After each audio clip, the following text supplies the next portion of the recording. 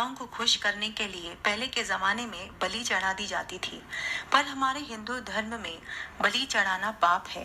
इसलिए नारियल चढ़ाने का यह सिलसिला शुरू हुआ। नारियल हमारे सिर की तरह है।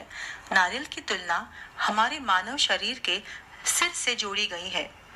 नारियल तोड़ने का मतलब है हम सिर से भगवान से जुड़ जाते हैं। जब हम नारियल बदारते हैं तो उसके अंदर का पानी बहता है।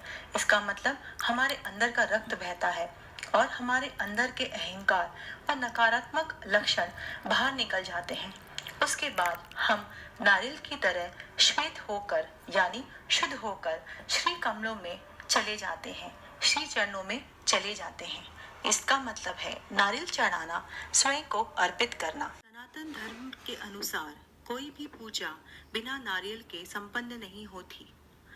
ऐसा क्यों है, आइए हम जानते हैं। नारियल को संस्कृत भाषा में श्रीफल कहा जाता है।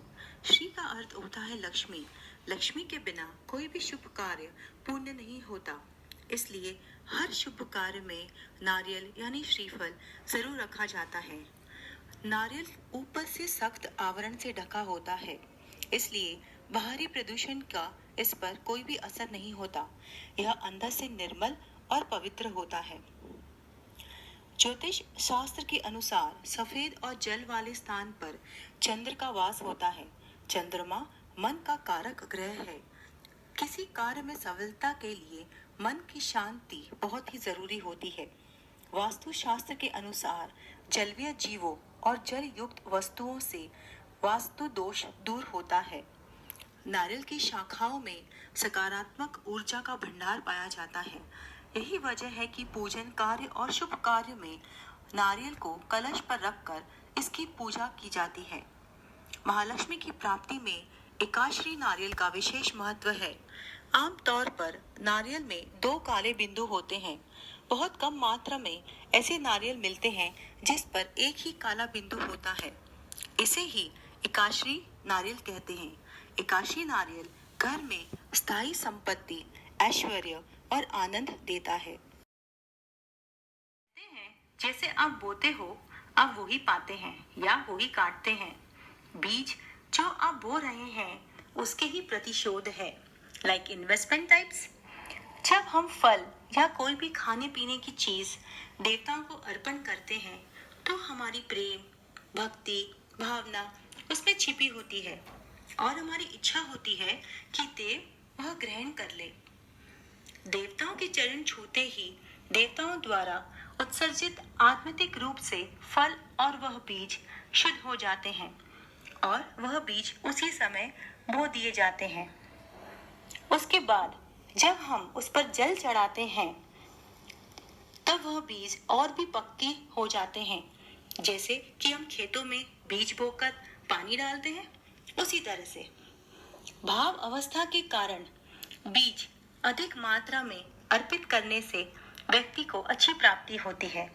इससे हम समझ सकते हैं कि ईश्वर भाव के भूखे हैं, भाव के इच्छुक है। सबसे ज्यादा बीज सीताफल और अनार में पाया जाता है। सीताफल मैया सीता के अश्रु और पसीने से उत्पन्न हुए हैं। जब राम सीता हरण हुआ था तब सीता मैया की आंखों से अश्रु की बूंदें और पसीने जमीन पर गिर गए थे और वह मोती की तरह चमकने वाली बूंदें एक विशेष पौधे में बदल गई, जिस पर एक अनोखा प्रकार का फल उत्पन्न होने लग गया। वही फल को सीताफल कहा जाता है। एक पौराणिक कथा के अनुसार यह भी कहा जाता है कि मैया सीता जब राम जी के साथ वन में थी तब यही फल उन्होंने राम जी को खिलाया था। इसीलिए इसका नाम सीताफल रखा गया है। इसका हर बीज विशेष है, माँ की शक्ति के जैसे, जैसे उसमें रुद्राक्ष की शक्ति हो, क्योंकि रुद्राक्ष भी स्वयं शिव जी के अश्रु से उत्पन्न हुआ है। इसलिए हर बीज विशेष है, सीताफल विशेष है। दूसरा फल जो माँ को अति प्रिय है वह है अनार। अनार में भी कई बीज होते हैं। अनार कहा जाता है कि वह सभी फलों का क्राउन रॉयल है, क्योंकि उसके टिप पर जो क्राउन है ना, वह एक राजसी ठाट दिखाता है। राजा के जैसे वह एक राजसी ठाट वाला फल, प्रचुरता, फलदायक, महत्वाकांक्षा और खूब समृद्धि का फल है।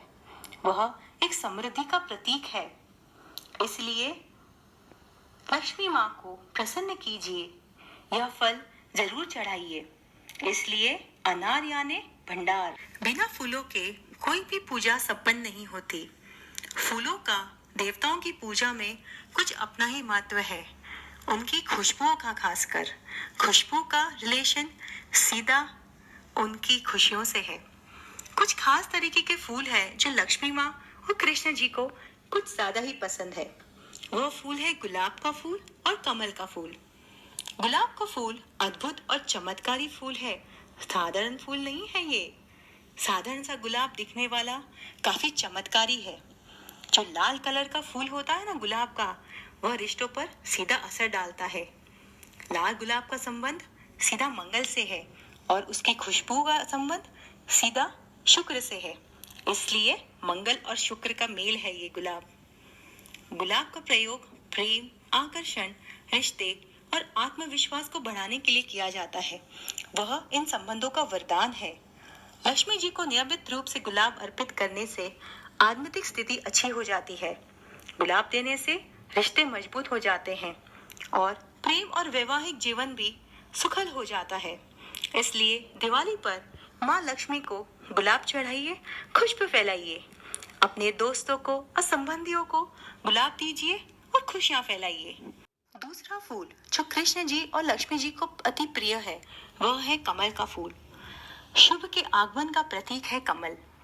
कमल का फूल शुद्ध रूप से दैवीय और आध्यात्मिक फूल कहलाता है। सफेद कमल सबसे पवित्र और ऊर्जा में सर्वश्रेष्ठ कहलाता है। कमल का फूल 9 ग्रहों और दुनिया की पूरी ऊर्जा से संबंधित रखता है। कमल का फूल अर्पित करने का मतलब है स्वयं को ईश्वर के चरणों में अर्पित करना।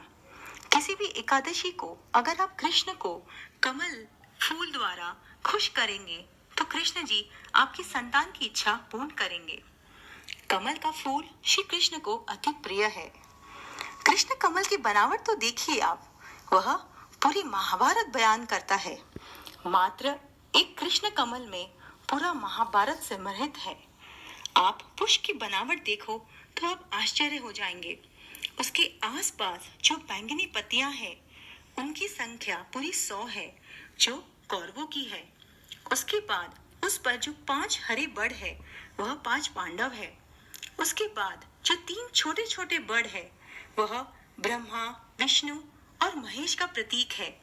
और जो सेंटर में विराजमान है, वह साक्षात भगवान सुदर्शन चक्रधारी कृष्ण स्वरूप है ना आश्चर्यचकित कमल का फूल।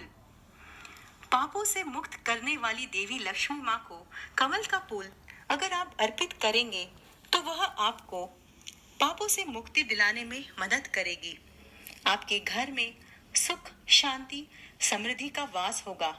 यही वजह है कि मुख्य रूप से दिवाली वाले दिन लक्ष्मी माँ की पूजन में कमल पुष्प का इस्तेमाल किया जाता है।